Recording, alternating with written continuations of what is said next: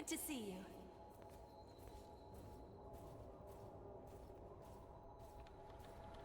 Okay, good. Hello. What is going on? Good evening, good morning. I don't know. I don't know what I'm saying because I'm so excited for tonight. I hope everyone's doing well and has got a good cup of coffee or tea or water or something great, their favorite drink that they're excited to drink to follow us through and come along on this adventure here in Code Vein this evening. It's evening for me, as you can see from the time up there. So we're going to be running something similar to what you saw in the random adventures. Oh, we're not going to regret this at all. Famous last words, but this is going to be a lot of excitement, I think, as this build will play heavily into my favorite kind of play style. So first of all, little statistics. 40% of you are not from the U.S. 60% of the channel audience is from outside of the U.S. So thank you for that, and welcome to everyone who's in a different country. Oh boy, we got both of them here. Also, a little bit of extra stats is that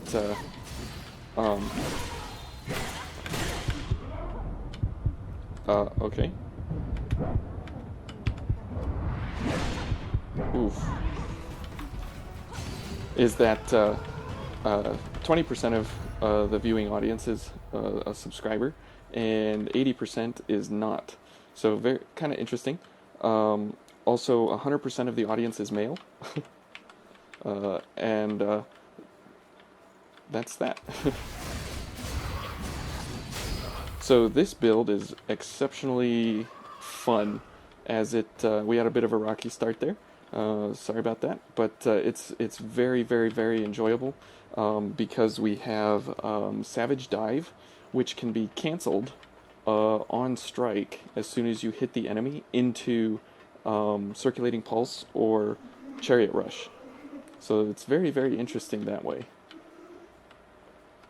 And here we can go ahead and get a drain on at least this one to get some. And we just take her down. Yeah, that combination of Savage Dive into Circulating Pulse or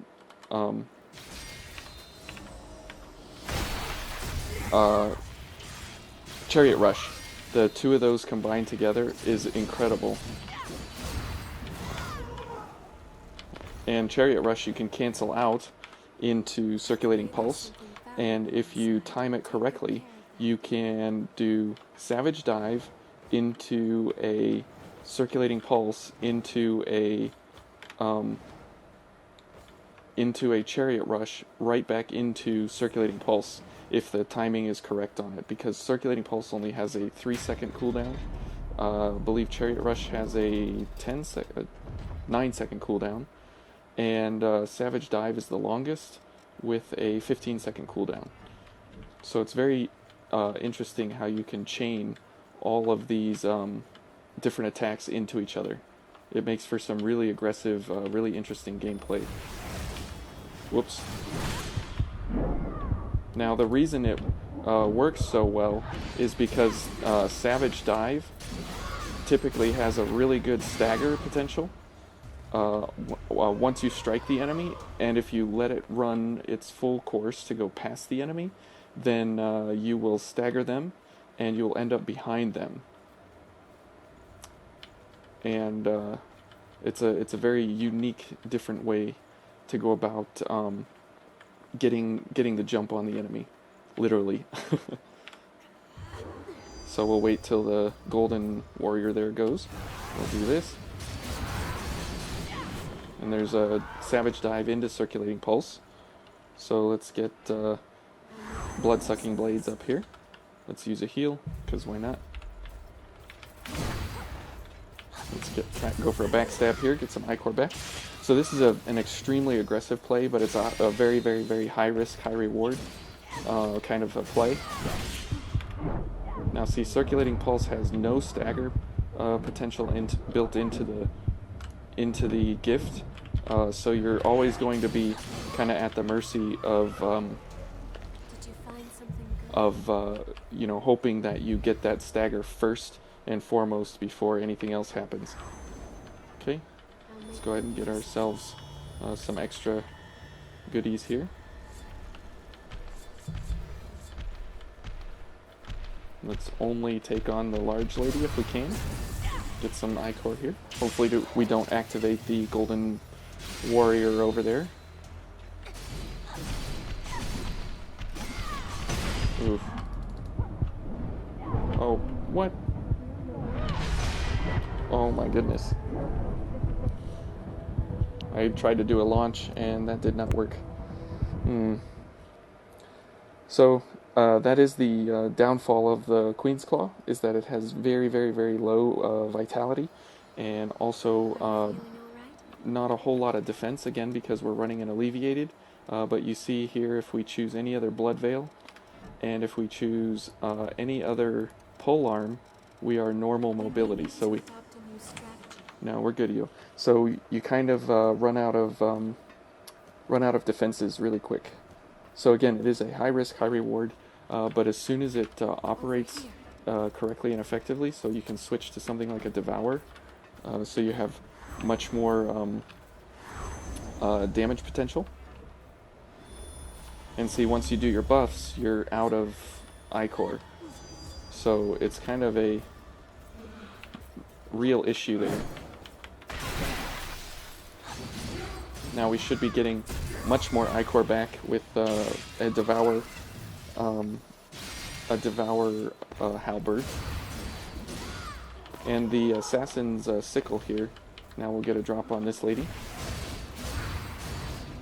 And Chariot Rush has stagger built into the damage, so it is very, very potent when it's paired like this. And if we use a... oh boy.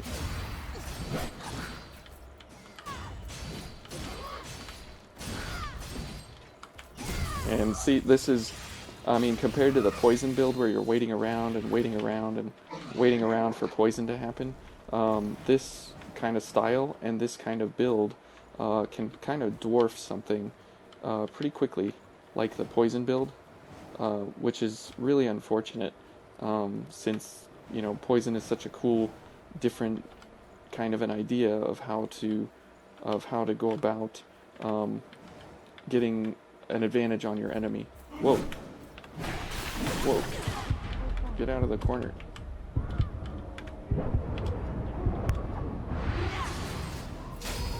There we go. That was unfortunate that she was right there in front of me. But oh well, we did okay.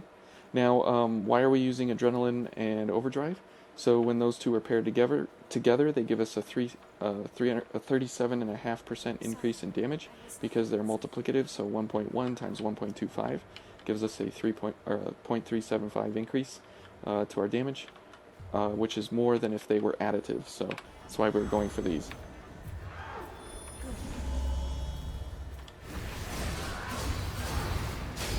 Now it costs 8 ichor to do that rush in, and then cancel into Chariot Rush. So that's why it's kind of difficult to make it happen, because you need at least 8 ichor or 7 ichor if you do the jump into Circulating Pulse. Ouch. Now you notice we don't have a gift here to heal Io, but that's okay because we trust Io to take care of herself. She's a very, very capable combatant, and we got her dark outfit going on here. Okay, let's get these two gifts, or these two consumables up.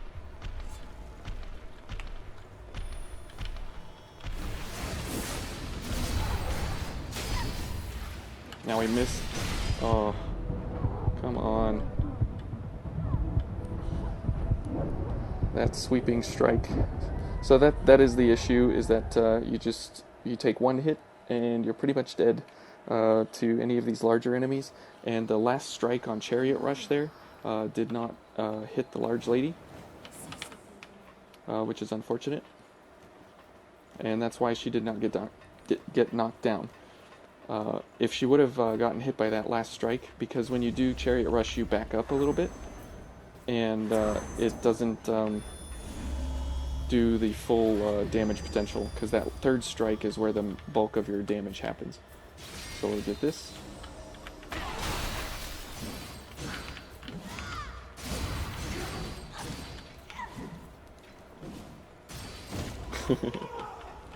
I mean, why not? Impact damage, right? Okay. Now there is a skip here that you can do with bayonets, and you can jump off the edge and grab the key in that chest right away. However, we're not going to do that. So there you go. A little bit of jump action there. This is, like I said, it's such a fun kind of a play because the risk is so great, but at the same time, if you pull it off, the damage that you can get is awesome. 17,000 plus EOS gifts that were coming in. I mean, that's just really a phenomenal amount of damage for 8 I-Core, and to be executed so quickly at a distance, but then you close the gap really quick. So in the random adventures, I showed a pairing with Eva, which is probably the best way to do it, since you get an extra stack of gift speed,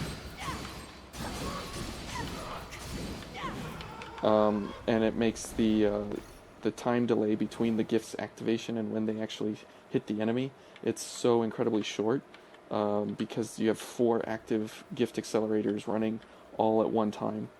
It's just fantastic. Alright, so we'll get through the big lady here. Gift prowess and hunting feast. There we go. And let's go in on her.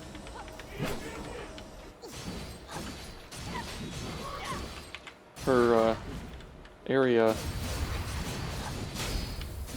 to get a backstab is so small, and she's always turned at a wrong angle and things. That slow swing. Oh.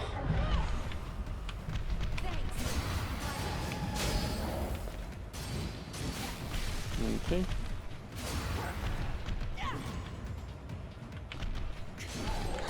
There we go. Get a backstab on her.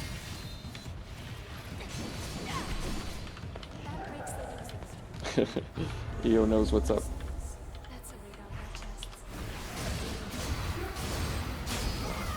And there you go. So it's just, I just love that idea that you can dash in, kind of from a distance, and you can take on the enemy head on, and you can do massive, massive damage in a very, very short amount of time. But again, it does come with the issue that you are very squishy, and you take heavy, heavy damage, regardless of, you know, how good you're dodging or anything, because you take one little hit of any kind, and it's just over. Let's go ahead and heal up. We're not losing anything, and we're replenishing our actives or our consumables here. Okay, let's head on up here. Now we're not going to do the memories this run through, as this is kind of the run through of skips. Since we skipped all the butterfly and the despot and the executioner. But that's kind of interesting that the blood bead was left on the tree back in the howling pit. Kind of interesting to see some of those things come out there.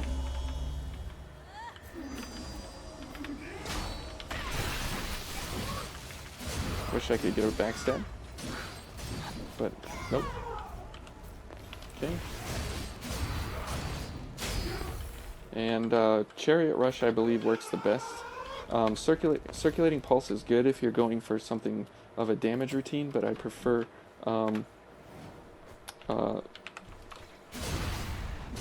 what is this? Circular cleaver, since the damage on it is akin to a knockdown on most enemies.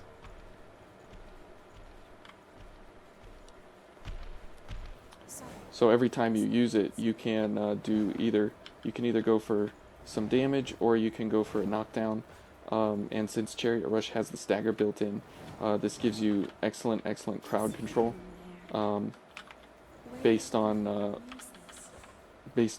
what enemy you're going up against. So that's why I prefer Circular Cleaver. Circulating Pulse is okay for, like, if you're trying to get, lots and lots of damage. Did we not? Oh, we restored ourselves, that's right.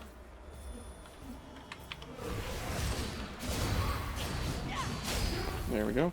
See, and we didn't have Gift Prowess up and ready, so we kind of had a slow delay there in between the strikes. Whoa. Now this has excellent stagger potential against these golden knights or whatever they are, because, see, and there's a knockdown, which is great, because they're weak to slash, or they stagger off of slash. Is this knight here then? Yep. But you still get incredible damage. So it's such a fun thing to play with this kind of a style. And you can the nice thing about all these gifts and the halberds is that most of them can be patched into all kinds of different blood codes, for all kinds of different damage values.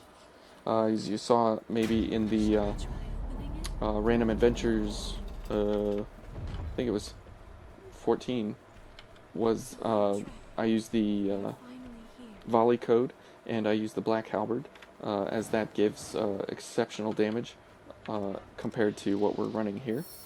Let's see if that one's still active. Yeah, so if we run this and we run the black halberd, where is it? Am I blind? Oh, here it is. So we're still quick with this setup here. Let's put Savage Dive here. So we're still quick with this setup here, and we're going to go for Modest Offering.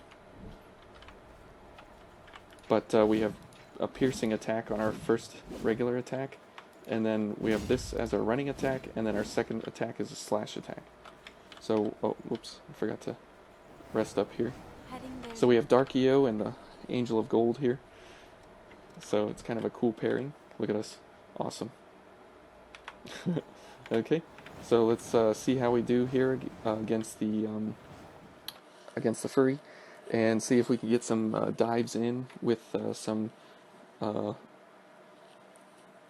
chariot rushes as soon as we land that Savage Dive, which should give us some good mobility, as it's sometimes hard to get in on her because you're so far away and she's doing all these gifts and you're taking all this damage and you're getting slaughtered. Do we want to go? And with this particular setup here, Bridge to Glory does a 40% increase, which is why we don't have Halberd Mastery. And if I get rid of this for Halberd Mastery, then we lose some of our gifts here. For let me see. So we lose these two, Blood-Sucking Blades and Gift Prowess, and those are essential to us having enough I-Core to be able to continue on. Okay. So let's go ahead and do these. And since she's weak to physical attacks, this is a great option for running a halberd to try and get really massive high damage out of whatever gifts or actives or whatever you're going to be running, to be able to get in on her, get some damage, and get moving. And as you do your weapon strikes, because you have and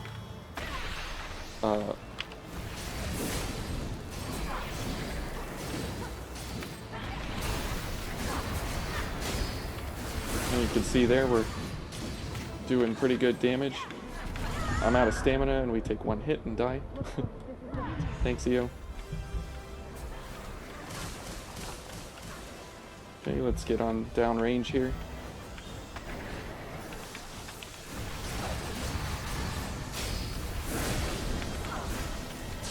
Oh. Oh, oh, oh, back up. Okay. So, a lot of dodging going on.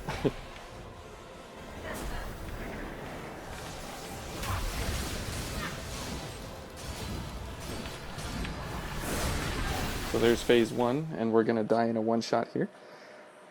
So it's not, none of these builds that we do through the road to 100 stars here is considered, the build, the overwhelming build. We're completely experimenting with everything throughout the game, so that way everybody can kind of pick and choose and get ideas and have cool ideas.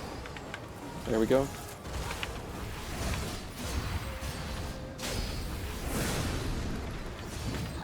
Gotta back up here. Oh, no way. I thought I was against the wall here. Thank you, EO. Okay. We must heal up. Let's go, EO. Now, see if we had a way to get... oh yeah, let's check out poison. A way to get in on her here. Okay, so she does take poison, which is good. Oh, come on.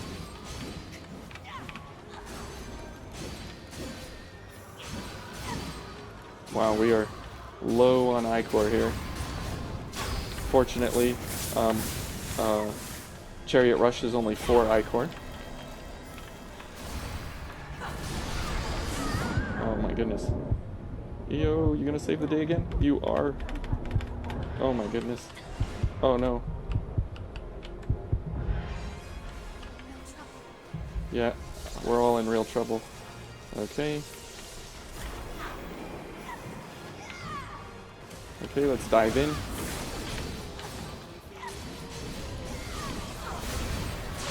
Nope, nope, nope. Oh.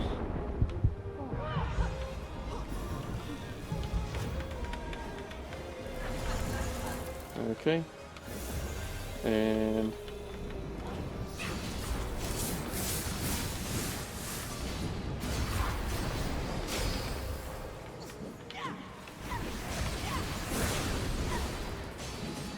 there we go.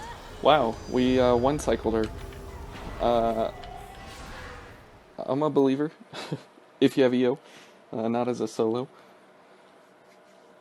I mean, I guess if you get a better understanding and a better feeling for how the gifts operate and when to conserve Ichor and when to go in, as you saw there, we were kind of low on Ichor throughout most of the fight, and we were low on stamina throughout most of the fight. I love this feature that we can skip this now. It's so fantastic. Oh man, that's like one of the best updates that they've given in a long time. So I hope everybody's drinking something. You got water? You got water to drink?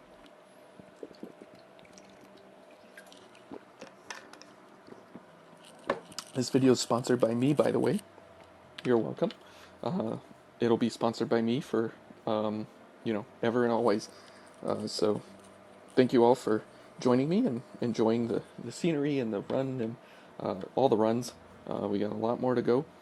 So experimenting with halberds is quite an enjoyable thing because they can be extremely heavy, they can be extremely light, they can play all kinds of play styles. They have knockdown, they have stagger, they have great range, they have wide sweeping strikes, they have really good crowd control, and they have Chariot Rush, which is one of the strongest active weapon gifts in the game, just for the amount of damage it does. It's not a 5 times multiplier or anything like Steadfast Strike or Severing Abyss, but it doesn't have a very long startup, and it has stagger and knockdown built into one active gift, which is just incredible. I mean, that is pretty amazing. there's a lot of other active gifts where they have, you know, either stagger or knockdown or nothing, like circulating pulse, where it just kind of does damage.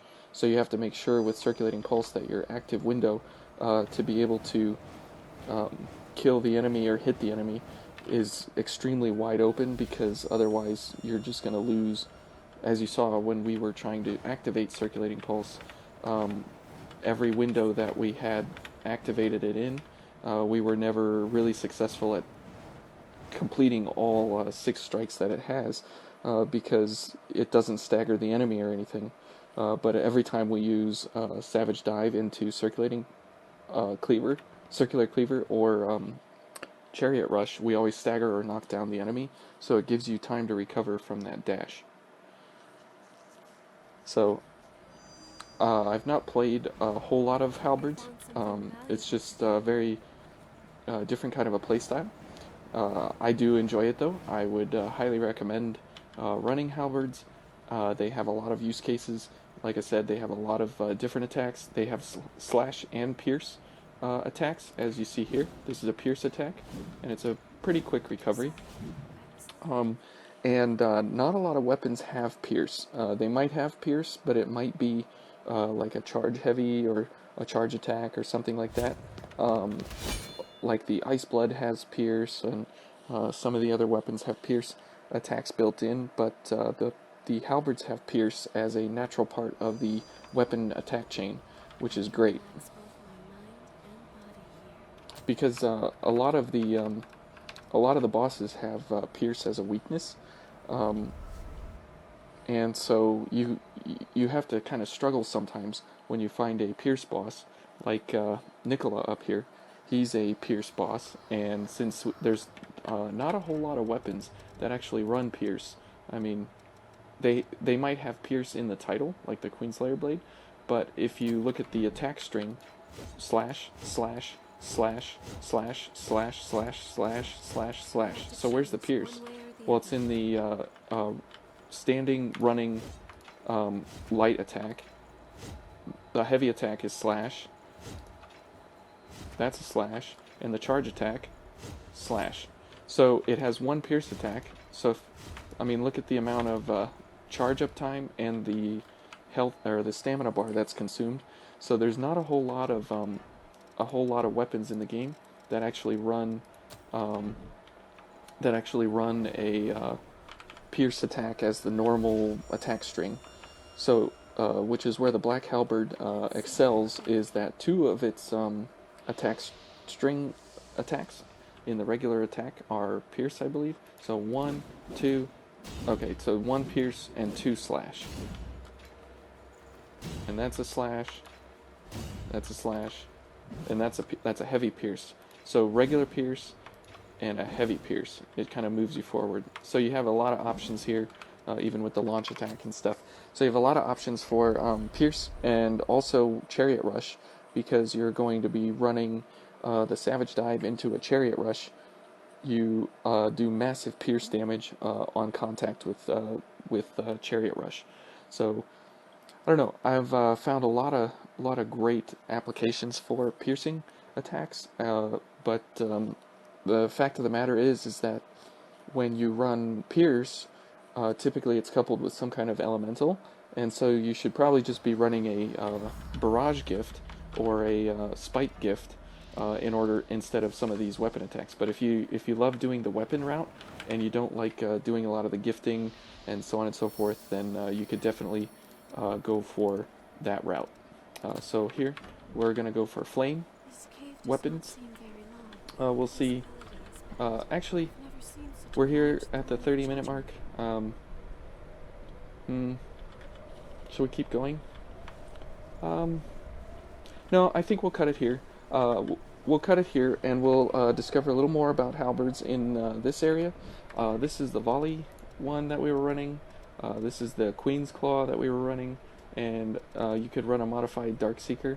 Maybe we'll run a modified Darkseeker in here. Do this, and instead of Bridge to Glory, we'll run Flame, and so we'll run Poison Flame. Maybe we could do something like this, and we're normal, so we have to run Well, if we run this guy, we have ice, and we don't want to be running ice. Um, Maybe we could run an alleviated cerulean spear. Uh, yeah, so we'll have to look and see what's available here in the Ridge of Frozen Souls, and that'll be next time. So thank you all for tuning in and joining me, and this is where we part ways. And so we part ways. So thank you all for watching, and we'll continue and pick up here in the Ridge of Frozen Souls next time. So thank you all for watching and coming along. I just can't thank you enough. It's so exciting to be running this game for you, and the amount of interest in this, it seems to be going very well. Everybody seems to be enjoying it and getting a lot out of it. So thanks a lot, and we'll catch you next time.